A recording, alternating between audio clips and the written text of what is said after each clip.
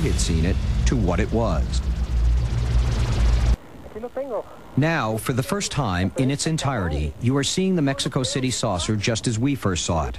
We haven't enhanced or manipulated the footage, and we haven't removed anything.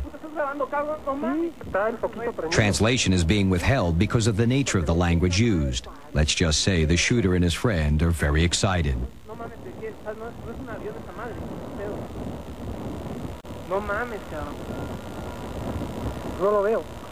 What do you think? Is this hard and fast evidence of an extraterrestrial invasion? Is it a hologram? Or an experimental craft deployed by the military?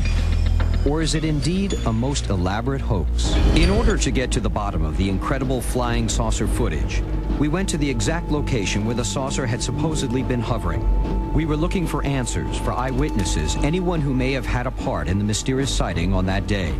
Anyone, that is, who would be willing to talk about it. And at least I found the place. This is real, the place exists, the buildings. And then I found not one witness, but 12 witnesses. Some of them who were just under the object, others who saw it far away, others who didn't see the object, but remember that their animals went absolutely crazy that same day. You presented this video. You presented the video at first without knowing where it was. Why? Because you wanted to flush people out? You wanted people to come out and say, hey, yeah, I know where this is? Exactly, and it happened just one day after. It worked. And for me, it was very important because I found the place, the physical existed. This was not a photographical trick. But you're also telling me that you can't authenticate it without talking to the photographer. Absolutely. But the story's consistent with everyone you have spoken to. Exactly. One eyewitness to the August 6, 1997 saucer was 13-year-old Cassandra. Can you show me where you were standing when you saw it? ¿Podrías decirle dónde lo viste cuando estabas parada? It was in the middle of those two buildings. I was scared. Was it wobbling, floating? Se movía así? At first it was still, but was wobbling. Then after it balanced, it shot out toward the corner of the buildings, and then it disappeared. As our interview progressed, Cassandra told us that the object had been spinning and that she thought she saw windows. She also revealed that right after the sighting, she told her father about the UFO, but he had not believed her. We have found 12 witnesses. If we want to look for more, we could find more. We continued to look. We questioned those familiar with the area where the saucer had apparently been taped. We looked from every possible point of view. We heard that there had been a sighting about a mile north in the wealthy suburb of Bosques Las Lomas.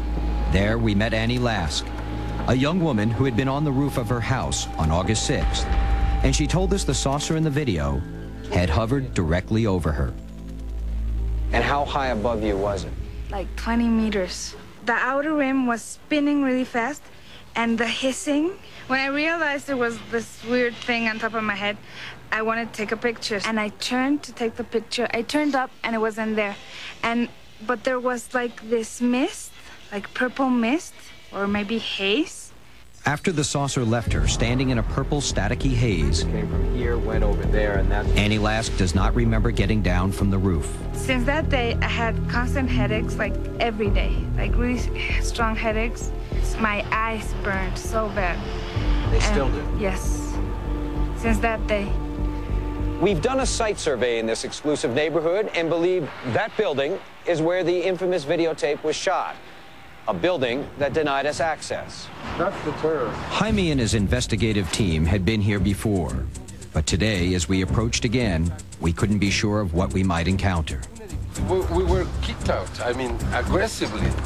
I felt that they were going to hit us. On this day, we weren't kicked out, we were locked out, and inquiries about what business was being conducted in this unmarked office building went unanswered. We attempted to interview people in the two condos so prominent in the saucer video. The exclusive complexes were like fortresses. At one, we were kicked out. At the other, we were escorted out. So we were forced to turn from investigating who had seen it to what it was. The footage was delivered anonymously to Jaime Maussan's offices at Televisa. Now we are taking the footage to Propulsion Aviation and video analysts for their opinions. Allison Holloway interviewed David Froning, who is a propulsion engineer and 30-year veteran of McDonnell Douglas. What's your best guess at what this is? I think it's an intelligently controlled craft. It looks like it's being propelled by what we call field propulsion, a propulsion or a mode of impulsion which we ourselves have not fully developed yet. This country has built vehicles that are lenticular in shape, just like that. They're driven by high-performance gas turbine engines that can kind of fly around in the sky just like this did.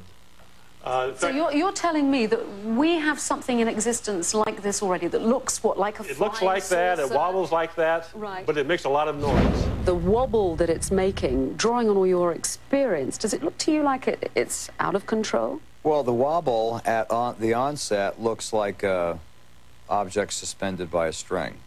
But then when you test it, it's not that. Also, many other videos of UFOs wobble like that. We took the footage to Ray Raimondi and Fred Giaratana, who are special effects supervisors at the award-winning commercial division of Digital Domain, the company responsible for the special effects in the movie Titanic. Fred, smoking gun or hoax?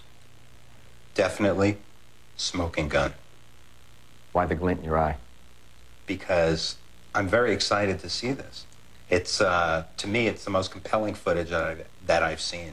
This might be the one that we've been waiting for. Ray, smoking gun or hoax? Really good hoax. A hoax in which there was physically a craft over this apartment building, or a hoax that was done in a computer-generated lab such as this? Right. From what we've been able to look at, it looks like either it was done amazingly well from a CG point of view, like in a computer effects place or something like that. But I don't really believe that. There's just too many things that make it look like it was really, really there. It was photographed in the camera, meaning that it wasn't affected afterward. Like, for instance, when it goes behind the building, the way the edge breaks apart is kind of consistent with the way video consumer cameras just kind of break up on those edges. All right, so we're on the wide shot. If you can pull that back just a little bit. We're on a wide shot right here. And you can see a little figure up here to the left of this apartment building. Then if you let it roll, and as it goes, that figure, you zoom in and the figure gets bigger. Right. Yeah, that's a difficult effect to do. Yeah, the first thing we noticed was just that if it was done as an effect, it was done seamlessly, because the zoom part it's natural. The hand holding of the camera is all natural, and whatever that is stays exactly with it perfectly. How was it done then? My theory in looking at it is it looks like it's being suspended from something above, like a helicopter. It's so far away and hazy that if there was a cable there, you wouldn't see it. Am I correct in hearing that you both agree this did exist over these buildings on that day when these pictures were shot? More than likely. You disagree whether it's a man-made hoax or a real deal craft of some sort. It was a misty day. Who knows what all the mechanisms are available for stealth and cloaking of these kinds of ships?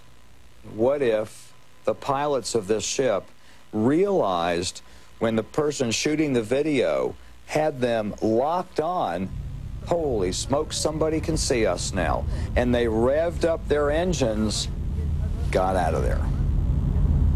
I think if this was a hoax, they would have come out already. If in 6 months, 2 years, nothing has happened. The truth hasn't come out, but nobody has proved this wasn't real. Then I think we have the real thing. But in the shadow world between UFO, Black Project, and hoax, there are no absolute truths. We may never know if the real danger is imaginary, coming from our own government, or most chilling of all, coming from the stars.